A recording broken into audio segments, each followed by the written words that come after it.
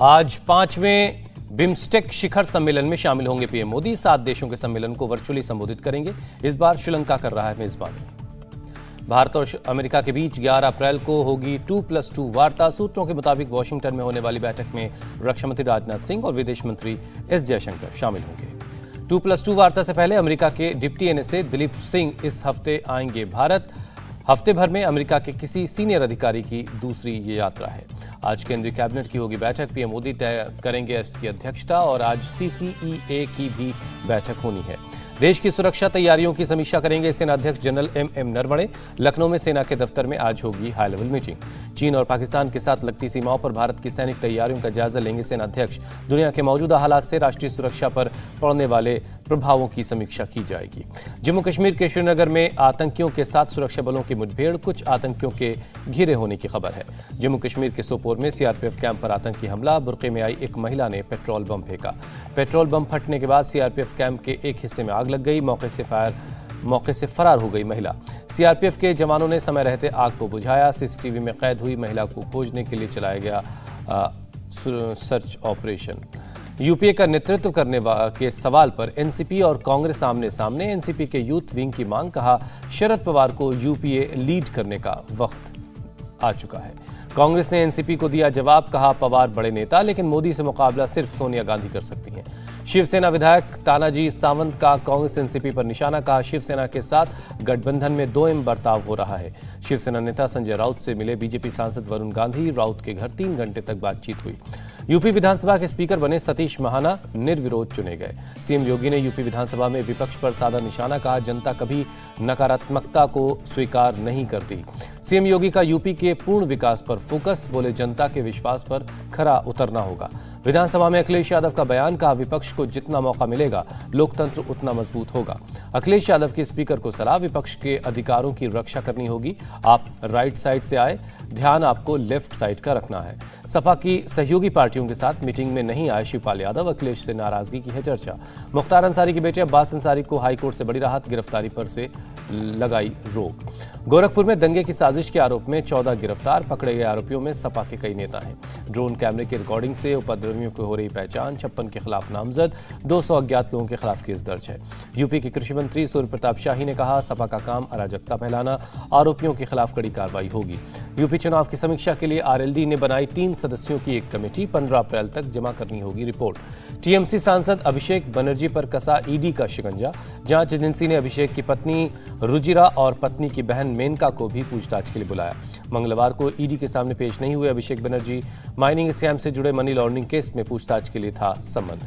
बंगाल के सांसदों से अब गुरुवार को मिलेंगे प्रधानमंत्री मोदी। पहले बुधवार को ये मुलाकात होनी थी।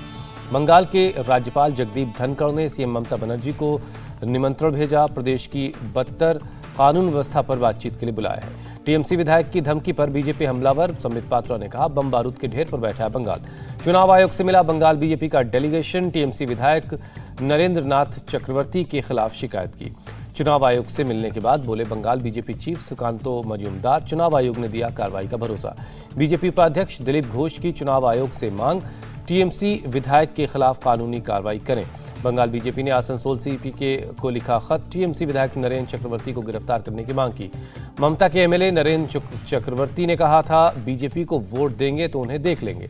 पश्चिम बंगाल के साउथ 24 परगना में एक घर में बम विस्फोट। ब्लास्ट में घर का मालिक बुरी तरह से जख्मी हुआ। पुलिस कर रही मामले की जांच। एमपी के इंदौर में एक मकान मालिक पर किराएदार का आरोप, घर में प्रधानमंत्री की फोटो लगाने से रोकने का आरोप लगाया। यूसुफ नाम के किराएदार ने पुलिस से मकान मालिक याकूब और सुल्तान के बारे में लिखी शिकायत दी। पुलिस कर रही है मामले की जांच। कर्नाटक में हिजाब के बाद अब हलाल पर विवाद। हिंदू संगठनों ने हलाल मीट के बहिष्कार की अपील की। बीजेपी महासचिव सीटी रवि के बयान ने पूरे विवाद को नया मोड़ दे दिया। हलाल मीट को इकोनॉमिक जिहाद बताया। कर्नाटक में टीपू सुल्तान के नाम पर आरती को लेकर भी छिड़ी बहस। विश्व हिंदू परिषद ने आरती से सलाम शब्द को फौरन हटाने के लिए कहा। त्रिशूर में मुस्लिम डांसर को नहीं मिली मंदिर में उत्सव में भरतनाट्यम करने की इजाजत। फेसबुक पर किया खुलासा। मंदिर प्रशासन ने माना गैर हिंदू होने की वजह से मानसिया को नहीं दिया गया उत्सव में भरतनाट्यम का मौका। कांग्रेस नेता शशि थरूर ने कहा, मंदिर उत्सव में मुस्लिम डांसर को इजाजत नहीं देना दुखद है। असम और मेघालय के बीच 50 साल पुराना सीमा विवाद सुलझा, दोनों राज्यों के मुख्यमंत्रियों ने समझौते पर दस्तखत किए। असम मेघालय में समझौते पर बोले गृहमंत्री, कहा करीब 70% सीमा मुक्त हुई। मेघालय के सीएम कॉनराड संगमा का बयान, जिन बाकी जगहों पर विवाद है उन्हें हल करने की कोशिश की जा रही है। असम के सीएम हिमंता बिस्वा शर्मा बोले 6 विवादित जगहों का जल्द हल निकाल लेंगे। दिल्ली में पीएम मोदी से मिले सीएम हिमंता बिस्वा शर्मा, पीएम को असम आने का न्योता दिया। दिल्ली के 3 नगर निगमों के विलय वाले बिल पर आज लोकसभा में होगी चर्चा। बिल पास होने के बाद तीनों निगम मिलकर एक हो जाएंगे। लखीमपुर खीरी केस के आरोपी आशीष मिश्रा की जमानत रद्द करने वाली याचिका पर सुप्रीम कोर्ट में आज सुनवाई होगी। पीड़ित परिवारों ने दाखिल की है याचिका। दिल्ली के रोहिणी इलाके में सीवर की जहरीली गैस की चपेट में आकर एमटीएनएल के 3 कर्मचारी समेत 4 लोगों की जान चली गई। सीवर में काम करने के लिए उतरे एमटीएनएल के तीनों कर्मियों को बचाने के लिए उतरा था रिक्शे का ड्राइवर। रिक्शा ड्राइवर की भी जान चली गई। जेसीबी मशीन के जरिए सीवर को चौड़ा करके तोड़ा गया। एनडीआरएफ के जवान को रेस्क्यू के लिए भेजा गया, लेकिन नहीं बचा जा सकी किसी की जान।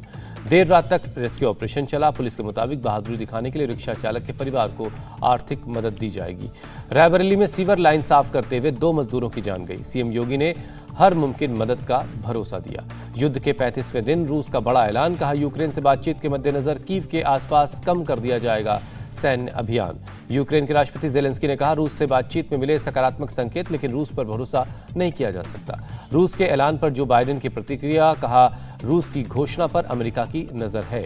तुर्की के इस्तांबुल में रूस यूक्रेन के बीच हुई बातचीत। यूक्रेन ने रूस को दिया सुरक्षा गारंटी समझौते का प्रस्ताव। यूक्रेन के सुरक्षा गारंटी के बदले तटस्थ होने का प्रस्ताव, कहा यूक्रेन किसी सैनिक गठबंधन में शामिल नहीं होगा।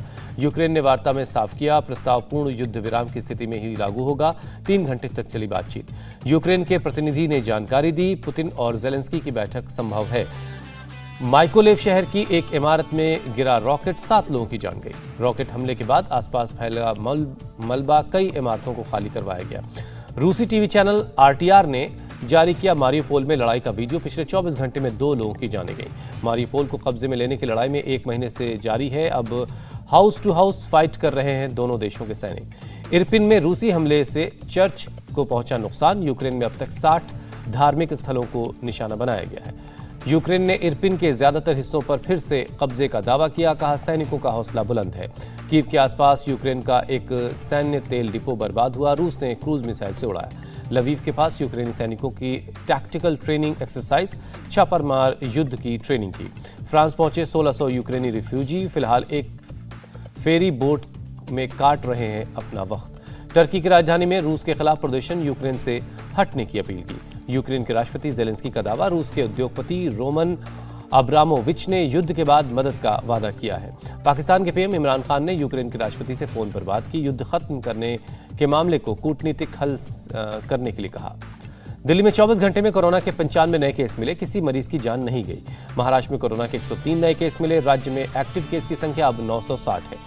स्वास्थ्य राज्य मंत्री भारती प्रवीण पवार ने राज्यसभा में जानकारी दी, कोवैक्सीन की बूस्टर डोज के बाद एंटीबॉडी में इजाफा हो रहा है। चीन के शंघाई में लगा 1 हफ्ते का लॉकडाउन, कोरोना के बढ़ते संक्रमण के बाद दिया गया फैसला।